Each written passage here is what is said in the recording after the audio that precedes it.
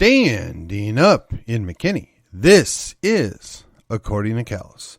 Episode 458 coming to you on July the 20th. Today we're going to do something a little different. Yep, just a little bit different.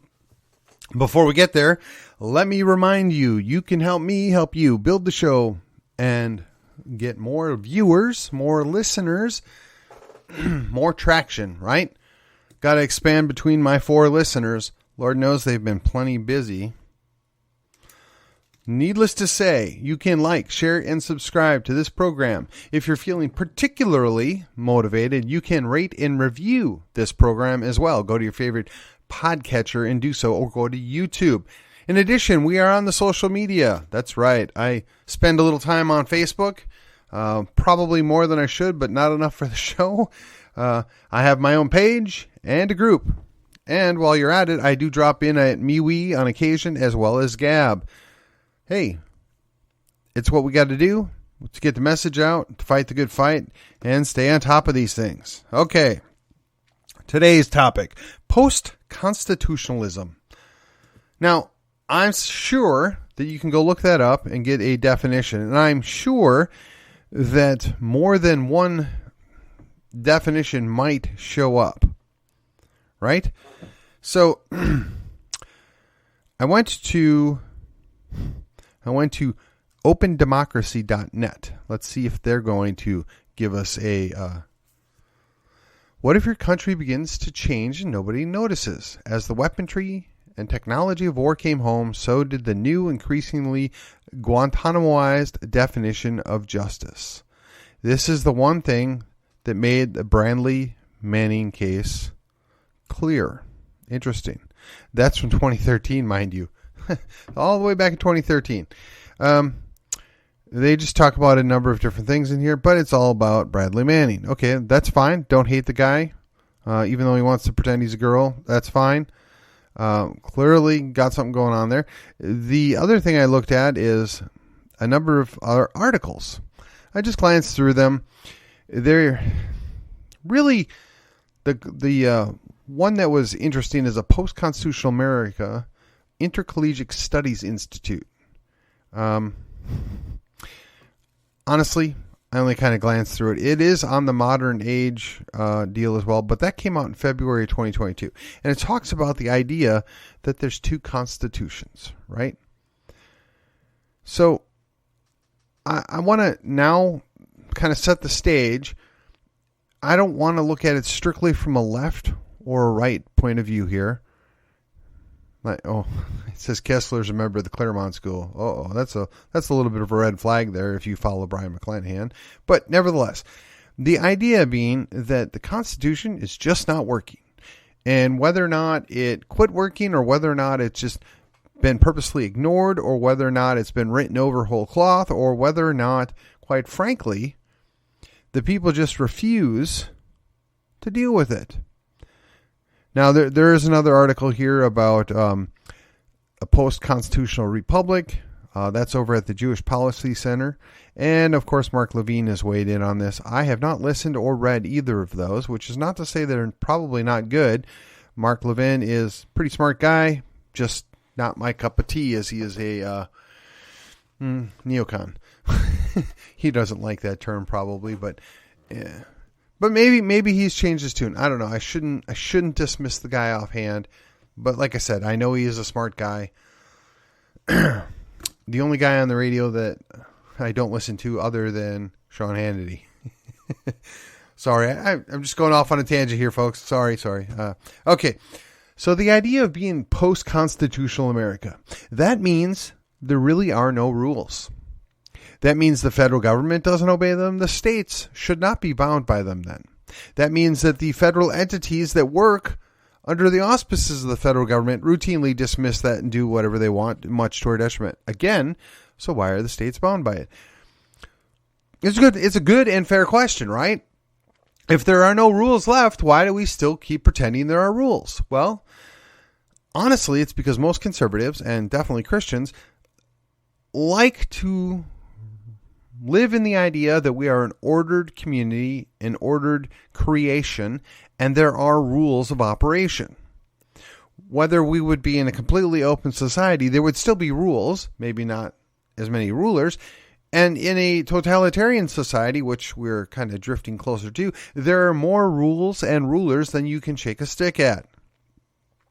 So now that we've acknowledged that the Constitution's been kicked aside, let's quit pretending that it's going to make a difference. Let's quit pretending that it is going to stop anything, because it clearly isn't working.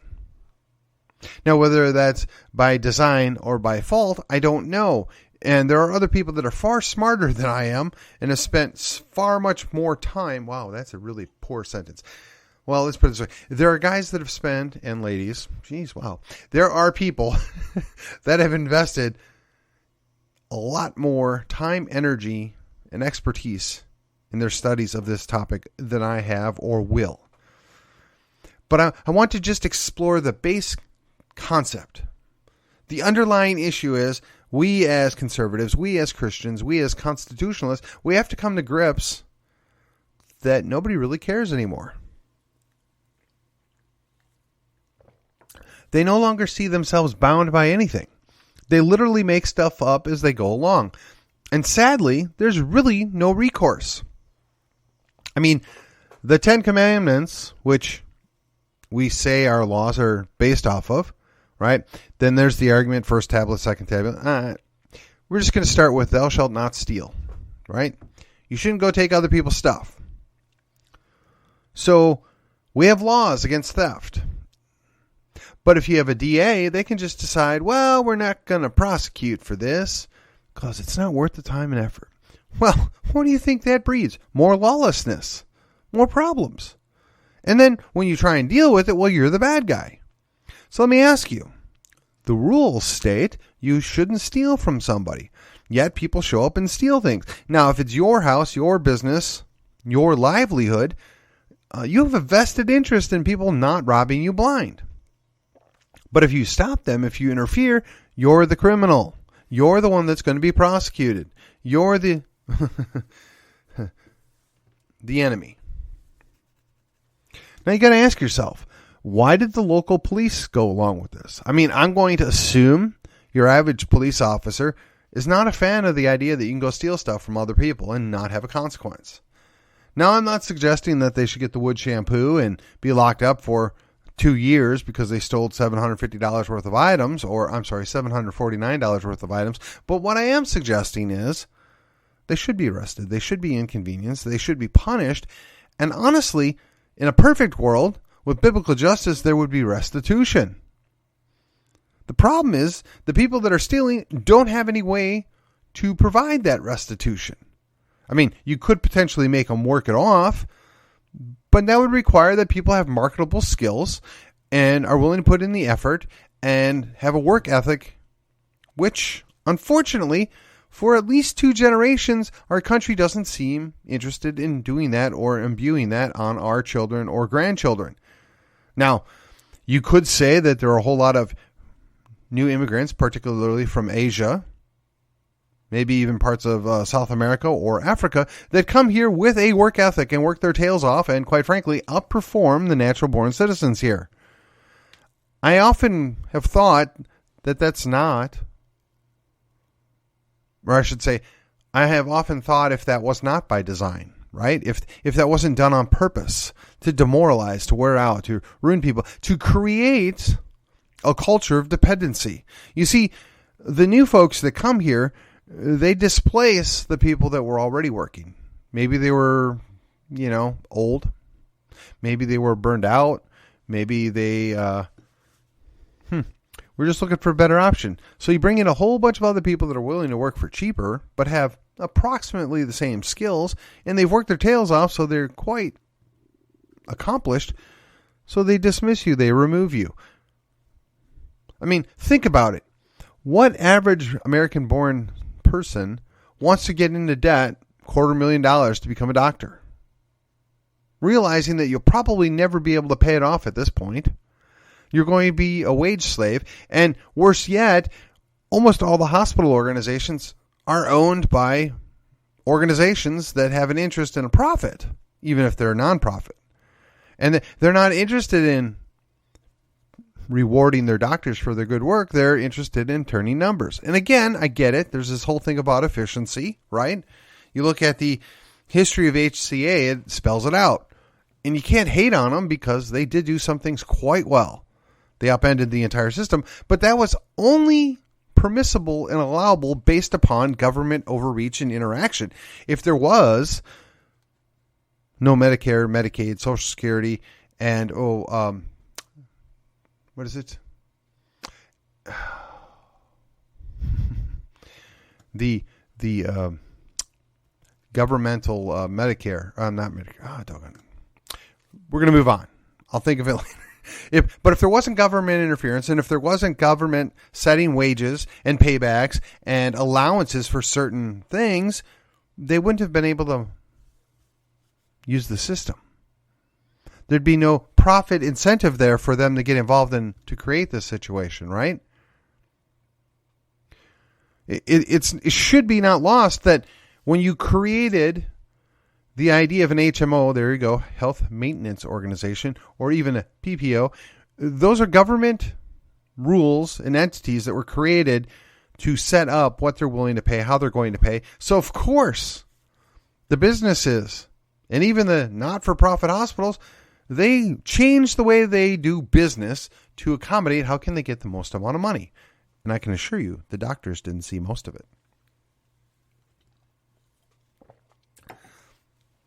But that's nothing unique. I mean, if you just look, explain to me, how is it that the federal government dictates how and why an automobile is built?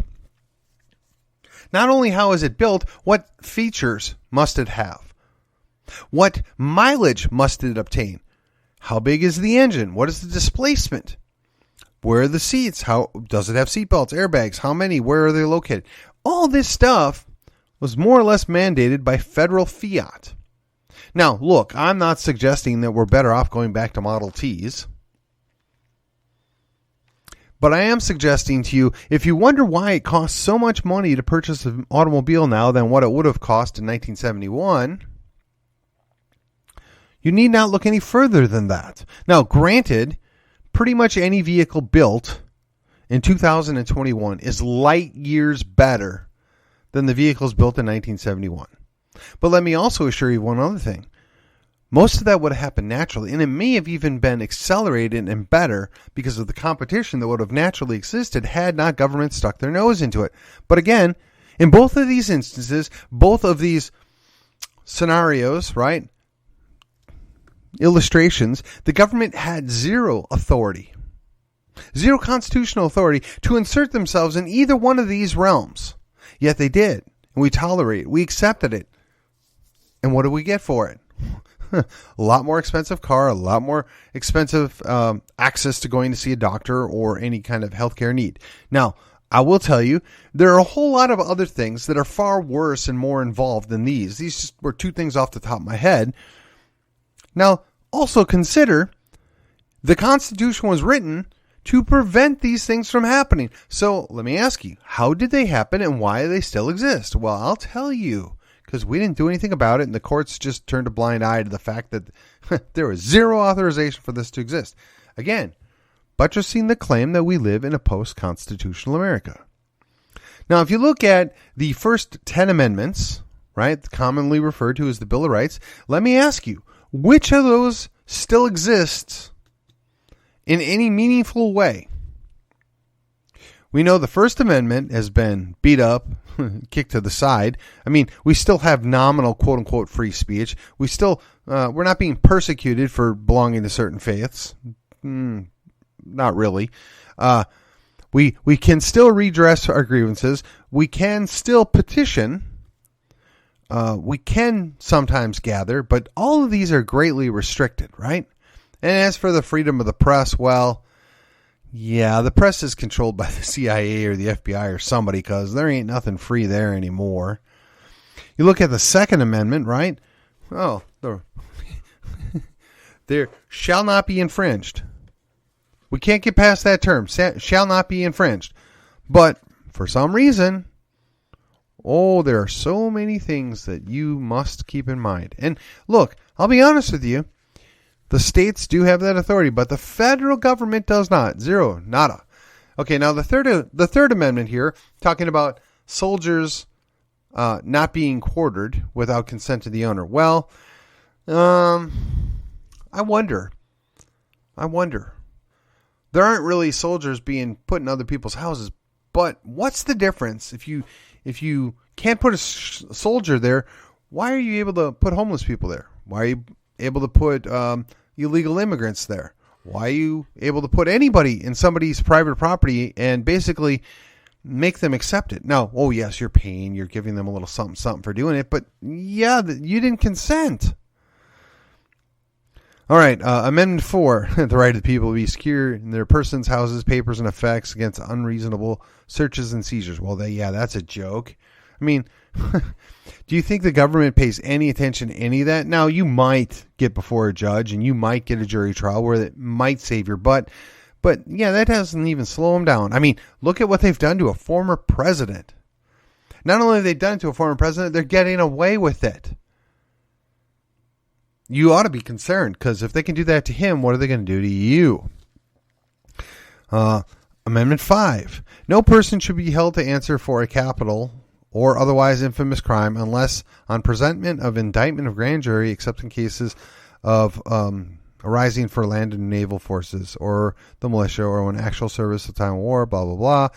And then, of course, there's the double jeopardy. Well, they ignore that whole cloth. And you can't be compelled to be a witness against yourself unless, of course, they steal your records and use it against you. And you can't be deprived of life, liberty, or property without due process. So let me ask you, what about those guys from January 6th? Seems to me they've been denied all that stuff. And there's very little concern, very little anything for that. Those guys are basically tossed to the wolves. And we tolerate it. We accept it. Now, Amendment 7 here. All criminal prosecutions, the accused shall enjoy the right to a speedy and public trial. Speedy and public trial. When's the last time you saw that happen? Unless, of course, they're trying to railroad somebody through. Oh, there's that word again, railroad.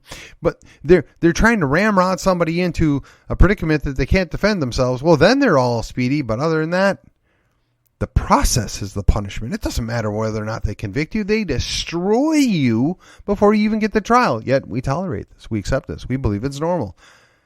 I didn't sign on to any of this. How about you? Now there's Amendment 7. Suits in common law, the value of the controversy shall exceed $20. I imagine for the purpose of this, probably ought to be adjusted to $2,000. But you got a right to a jury trial. Yeah, that right to a jury trial, that's all fine and dandy until they throw everything, including the kitchen sink, at you, and then twist your arm and get your public servant, that's your lawyer, to force you into accepting a plea that you wouldn't otherwise take. I mean, what kind of person pleads out to something they didn't do unless they feel threatened, right? You're under duress, and they force these people to do these things. There is no such thing as a fair trial or speedy. Who we fooling? I mean, consider this. Do you really think anybody with an R after their name would get a fair trial anywhere in D.C. or Northern Virginia or New York? Yet, coincidentally enough, that's where a whole lot of these trials take place, and we lose. Our people lose. Why is that? Because there is no unbiased trial there. All right, so we go. Amendment 8. Excessive bail should not be required. Nor excessive fines imposed, nor cruel and unusual punishment. So this is where they went and found an excuse to do away with the death penalty. They said it was cruel and unusual. Yet it was common practice at the adoption of this. And quite frankly, it's a very useful way of dealing with criminals. If you're a pedophile and you get caught red-handed, what trial? Bullet to the head, baby. Oh, is that terrible? Is that mean? Does it offend you? Well, really, what would you do? What would you do if you came home and you saw some adult abusing your child in a sexual manner? Seriously, what would you do? I've already told you. If for me, I'd be sitting in jail waiting my trial. But I'm just saying, we got to be honest about this. Yeah, there are other things, or maybe there are cruel and unusual things. Clearly that happens. I mean, being set in solitary confinement for 2 years because you went and did a protest that was unauthorized. comes to mind. But again, cruel and unusual punishment. Think about this. And worse yet, the people that get away with literally murder are wandering around, a good number of them either formerly elected, formerly appointed, and good government gigs. And they get away with literal murder and lots of other things beyond it, including treason, where the penalty for both of those should be an execution. But no, they get rewarded in nice gigs at CNN, MSNBC, and I guess now Fox News. Hey, who cares, right? Who cares? This is the problem, folks. We don't have a constitution. It's done. It's over. All right, let's go to Amendment 9 real quick. The enumeration in the Constitution of certain rights shall not be construed to deny or disparage others when they're retained by the people. Okay, now interestingly enough, I heard the argument that if they were going to redo Roe versus Wade, this is where they would find the right to kill your baby in the womb. Right? But is murder ever okay? Other than self-defense, which isn't murder? Hey, but I'm just saying, the government's been real good about telling us we don't have a right, where the Constitution says the exact opposite. It says the exact opposite. That the powers granted to the federal government are limited. Oh, wait, that's Amendment 10. Come right up here. The powers not delegated to the United States by the Constitution or prohibited by it to the states are reserved to the states respectively or the people. So if the state didn't give you the power, you don't have it. And the state may contain it, or it might just go back to the people. So we, the people, say, enough of this nonsense. You need to go. So interestingly enough, we have now shown with basic observation that the entirety of the Bill of Rights, our protections, has been made useless, pointless, non-existent. And we're supposed to believe we still have a constitution that protects us. How is that? What government protections? The government's supposed to do just a few things, and they do everything, and they control everything. And we're supposed to be okay with it, and we're supposed to pretend it's good and it's normal. I'm here to tell you that ain't the case. The Constitution has ceased to fulfill its purpose, its promise. So when those folks that are on our team, nominally, that always defer to the Constitution, believe it's like some magic totem there, right? It's going to solve everything if we just get them to follow the Constitution. Yeah, okay, that's fine. That's fine. But you have to get leaders that are willing to do that. We have to get leaders that are humble enough to recognize that they are not the law. They're not the king. They don't do that because they don't fear us. They have no fear of the recourse. Case in point, Hunter Biden's floating around. Hillary Clinton's floating around. Bill Clinton's floating around. Joe Biden's still the stupid president. Or a president that's stupid. I don't know. Look at it either way. There are so many crooks and criminals in D.C. and in state capitals that ought to be locked up or at the very least kicked out, sent somewhere else, that they're criminals. We all know it, but because their constitution doesn't function, there is 2 or 3 or 4 versions of justice, they get to stick around and still make the rules and dictate the terms of how they're going to do things, and we, the people, get stuck with the bill. We, the people, we're saddled with trillions and trillions of dollars worth of debt, going all the way back to, quite frankly, post-World War II. They paid off most of the debt after World War II. Not all of it, not everything. But where we're at now, what do we get out of it? Well, we got a space race, right? We got some nice network of highways that, by the way, need to be worked on.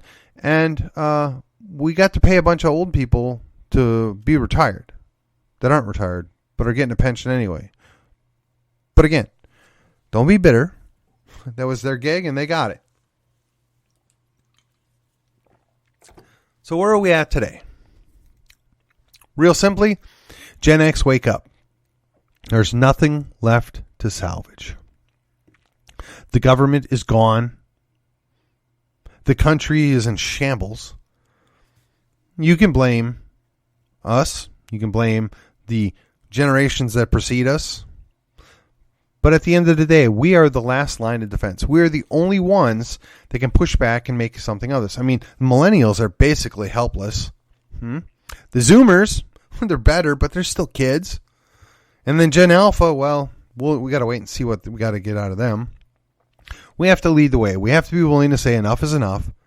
This doesn't work anymore. We need to quit pretending. There is no Constitution to protect us. The government hates us. The federal government wants nothing of us. And the most ironic thing is whenever I talk pro-Texit, I'm the one that's accused of being a seditionist. I'm the one that's accused of being a traitor. How does that work? I took an oath. That oath said, I will protect and defend the Constitution against all enemies, foreign and domestic. Well, the problem is the Constitution really is not there anymore. But it's clear that those domestic enemies have captured the operation. They're using the Constitution against us when it's convenient, ignoring it when it's convenient, and quite frankly, don't give a rip about anything that we do and we say. I want to remind everybody that as long as the bread and circuses keep going, they'll get away with it. But my brothers and sisters in Gen X, open your eyes, pay attention. It can't go on forever. They're done spending our money. They're done spending the millennials' money. They're almost done with the Zoomers' money. There's nothing left. There's a shell of a government that seems to dictate the terms of our existence merely because they have a bunch of guys with guns. Well, many of those guys with guns aren't even guys anymore, or if they are guys, they're not sure whether or not they're guys. And quite frankly, I don't know that most of them are capable of doing the job that they were originally hired to do. So you'll excuse me if I'm not going to lose sleep over that, but I don't want to come to that. I don't want to ever see a civil war. What I do want is to reassert the idea of popular sovereignty. What I do want is for us to acknowledge the Constitution has failed to work. The previous Constitution did give us a way out, and we need to take it. We need to tell the feds to pound sand, and we need to figure out how we can make Texas work. Hey, and I wish you the best out in California. New York, good luck to you as well. You intermountain states, help us, lead the way. We can do this. We don't need the Constitution at this point. We have our state constitutions. That should be adequate. Now, after all the dust settles, if we want to go and retool the original Constitution and try and buy ourselves another couple hundred years of peace, fine.